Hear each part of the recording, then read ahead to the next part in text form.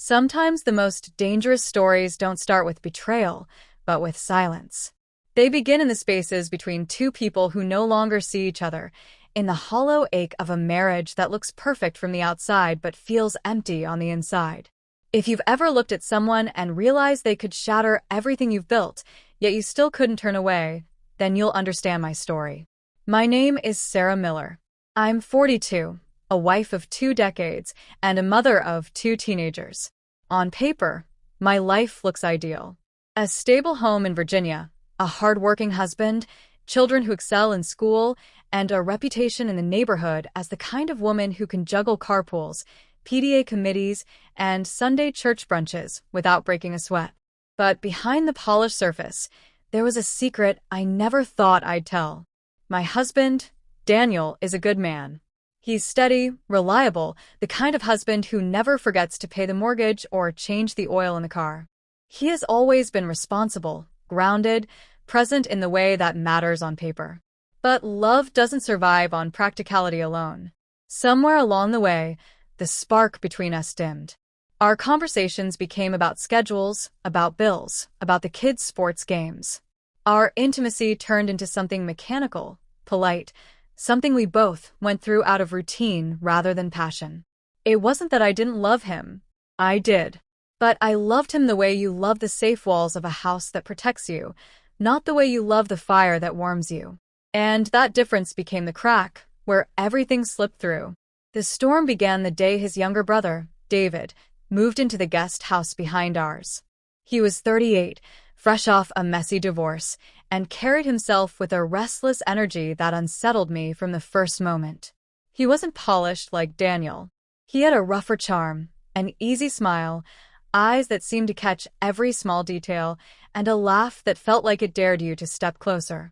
I told myself the pull I felt was just curiosity, that it was wrong, that I had no reason to feel the way I did. But deep down, I knew. From the moment David walked into our lives, I was standing on a cliff I swore I'd never approach. At first, it was harmless. He'd come by for coffee, or to borrow a tool, or just to sit at the kitchen counter while I prepared dinner.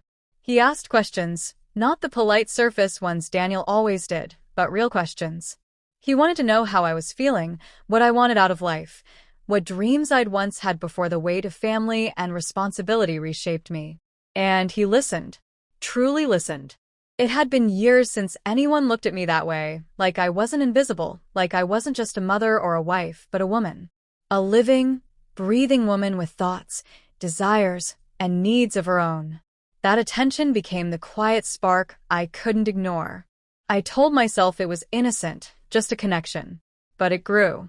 The way his hand brushed mine when he passed me a cup of coffee. The way he leaned against the counter, his eyes holding mine a second too long. The way I caught myself thinking about him while folding Daniel's shirts or while sitting in church pews, pretending my mind was elsewhere. It was betrayal in thought before it was betrayal in deed.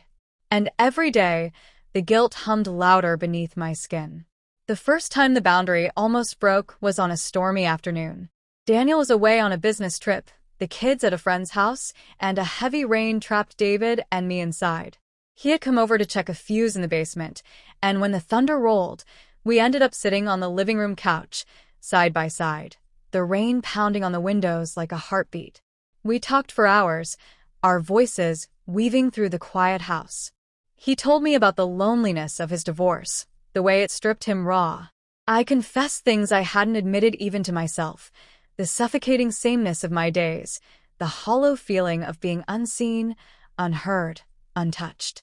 His gaze never wavered. For the first time in years, I felt like someone was looking directly into me. He shifted closer.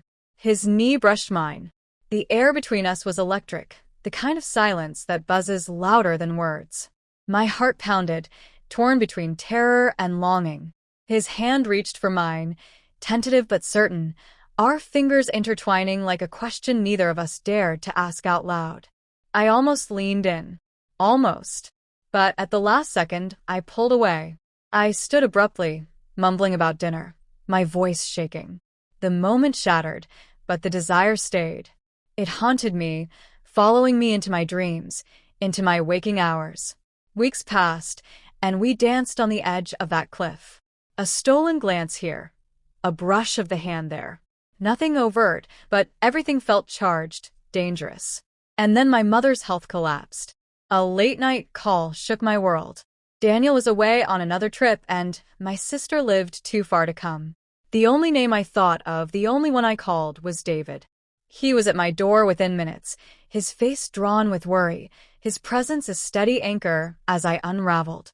He drove me to the hospital in silence, sat beside me in the cold waiting room, and held me as I wept when the doctor said she was gone. In that raw, devastating grief, something inside me broke open. I wasn't just a wife or a mother. I was a daughter who had just lost her mother. And in that moment, David became more than temptation. He became comfort, warmth, life itself. When we returned home that night, the house was silent, my children still away, the air thick with rain and sorrow. I collapsed onto the bed in the guest room, my body heavy with loss. David sat beside me, his hand brushing away tears I hadn't realized were still falling. His touch was gentle, almost reverent.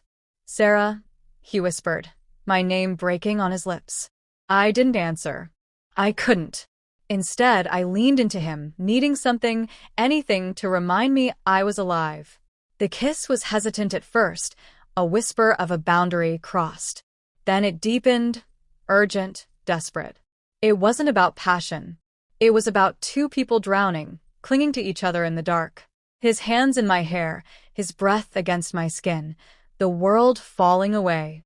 Every part of me screamed that it was wrong, that I was betraying everything I had built. And yet, in that moment, it felt impossibly, undeniably right. The next morning, I woke with the crushing weight of reality. The house looked the same. The sun rose as usual, but nothing inside me was the same. I brewed coffee, made breakfast for the kids, all while the memory of his touch seared into my skin. The guilt wasn't abstract anymore. It was a living, breathing thing clawing at my chest.